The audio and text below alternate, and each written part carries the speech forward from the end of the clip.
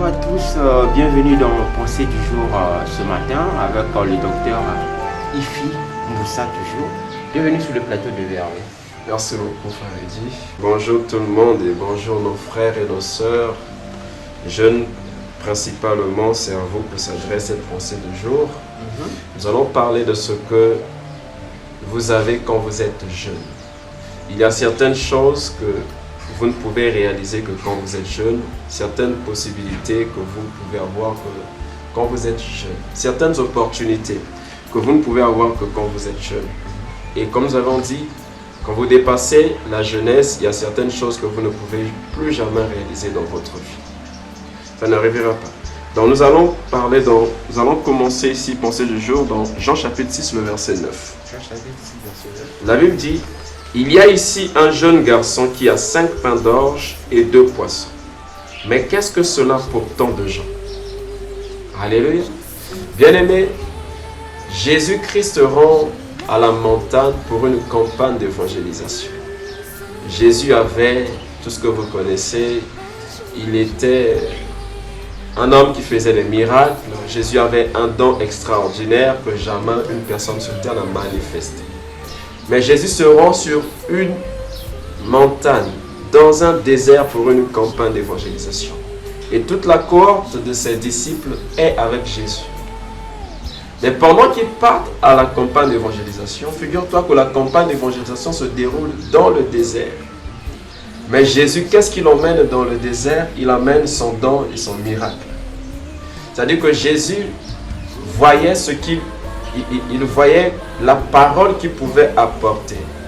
Mais il y avait un besoin immédiat dans le désert que Jésus n'avait pas emmené. Et le jeune garçon qui part dans le désert avec Jésus, il a ce qu'on appelle le besoin générationnel. Bien-aimé, il y a dans chaque âge un besoin générationnel que seule la jeunesse peut comprendre. Et en ce temps-là, partant sur la montagne, aucun disciple n'avait eu l'idée d'emmener la nourriture. Mais ce jeune-là savait, c'était un besoin pour la jeunesse, que quand il arrive sur la montagne, il doit se nourrir. Mais tous les disciples de Jésus n'avaient plus cette pensée.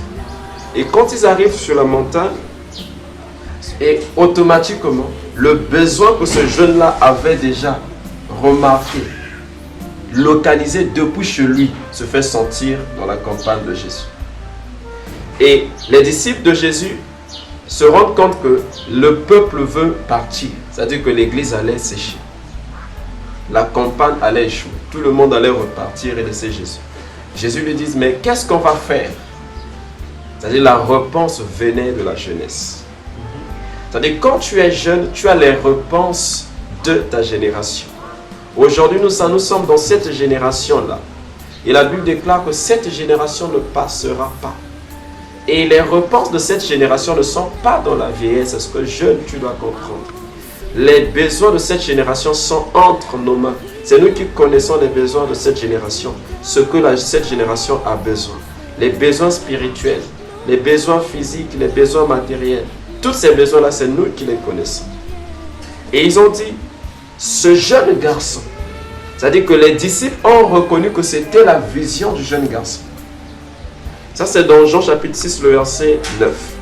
Mais quand vous venez dans Matthieu chapitre 14, verset 17, on ne dit pas ce jeune garçon, mais ils vont dire: nous avons ici 5 pains et 2 poissons. Ça veut dire que c'est la vision du jeune qui a été prise. Et les anciens ont fait de cette vision du jeune leur vision. Ce que la jeunesse ne comprend pas, c'est que la jeunesse est un modèle même pour les anciens. Il y a des grandes personnes qui regardent ce que tu fais, qui regardent des choses que les jeunes font, ils les récupèrent pour les faire et cela leur permet de grandir. Mais toi, jeune, tu ne sais pas que ce sont les choses que tu as fait que les gens vont tricher. Ce jeune-là avait sa vision, mais il ne savait pas que cette vision-là allait être prise. C'est sa vision qui a été prise. Les disciples ne disent plus, dans Matthieu chapitre 14, on ne dit pas ce jeune. Dans Matthieu chapitre 14, on dit nous avons ici. Donc on oublie l'auteur de la vision. Et c'est devenu les apôtres qui prennent la vision de la jeunesse et qui disent: je voudrais parler à un jeune. Tu as des visions, Mais toutes les visions que tu as, tu ne dois pas les donner à tout le monde. Quand tu rencontres certains pères, tu ne dois pas leur donner toutes tes visions. Parce que tu ne sais pas que tu peux avoir la vision, mais tu n'as pas l'argent. Tu peux avoir la vision, mais tu n'as pas le matériel. Mais c'est la vision que toi tu as que les gens vont utiliser. Ils vont te mettre de côté. Et ce jeune garçon, on a utilisé sa vision. Figurez-vous que le lendemain matin, les gens sont venus à la campagne de Jésus. Ils n'étaient pas venus à cause des miracles. Jésus leur dit, vous n'êtes pas venus ici à cause de moi. C'est-à-dire que les gens n'étaient pas venus même pour l'impact du ministère de Jésus. Les gens étaient revenus dans l'église de Jésus à cause de ce jeune-là. C'est-à-dire qu'il y a des jeunes dont leurs visions sont importantes. Dès que la vision de ce jeune disparaît dans l'église, l'église décède.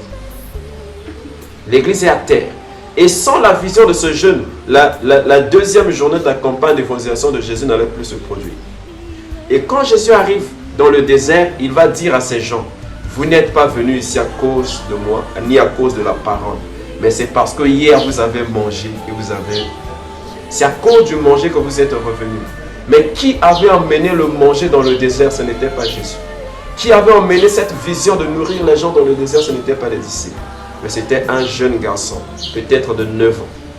C'était la vision de cette génération, de ce jeune garçon de 9 ans, qui a maintenu l'église, qui a permis que la campagne d'évangélisation de Jésus dans le désert puisse perdurer.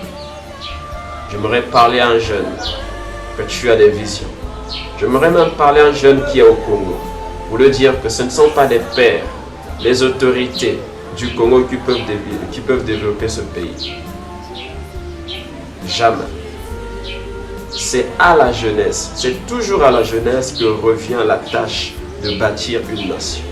Ça n'a jamais été à la vieillesse. C'est à la jeunesse de subvenir aux besoins de la nation. C'est même la jeunesse qui dicte la spiritualité dans une nation. C'est même la jeunesse qui dicte comment marcher dans une nation. Aujourd'hui, tout ce que fait la jeunesse, toutes les grandes personnes vont le copier.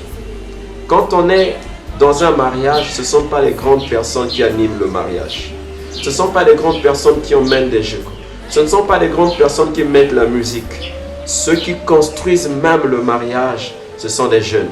Alors que les grandes personnes sont juste dans les coutumes, dans les lois, mais ceux qui créent la chose, ceux qui bâtissent le mariage, la cérémonie du mariage, c'est la jeunesse. Jeune, c'est toi qui bâtis cette génération. Lève-toi et bâtis ta génération. Reggie, merci beaucoup pour cette interview. Merci beaucoup vraiment, docteur Écrit, vraiment pour la pensée du jour de ce matin. Donc, que Dieu vous bénisse, que chez moi, que Dieu le comprenne, que tu vas comprendre.